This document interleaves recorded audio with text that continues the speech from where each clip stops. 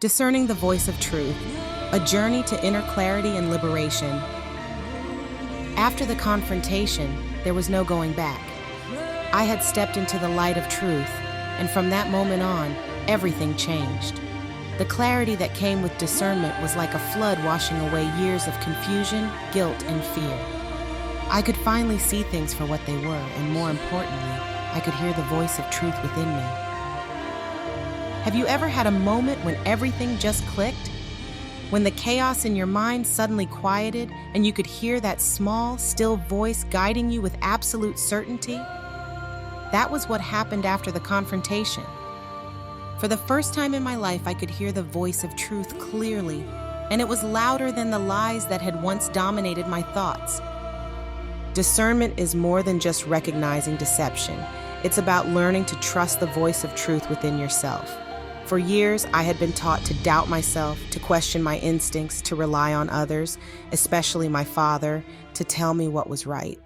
But now I was learning to trust my own inner compass, and it was guiding me in ways I never imagined. The more I listened to that voice, the stronger it became. It led me to reevaluate everything in my life, from the relationships I had to the beliefs I held. I began to shed the layers of deception, not just those imposed by my father, but the ones I had internalized over the years. I realized that much of what I had believed about myself, that I wasn't worthy, that I needed approval to be loved, that my value was tied to my obedience, was all rooted in lies. As I began to discern the voice of truth, I saw the world through new eyes. People I had once trusted seemed less trustworthy. Situations I had once tolerated became intolerable. I could no longer live in the same space, surrounded by the same people, knowing what I now knew. It was both liberating and terrifying. The voice of truth doesn't always lead you down the easy path.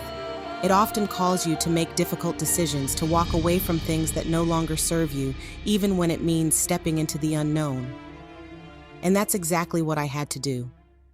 I had to walk away from the life I had known, from the church, from the people who were still caught in the web of my father's deception. But with every step I took, I grew stronger.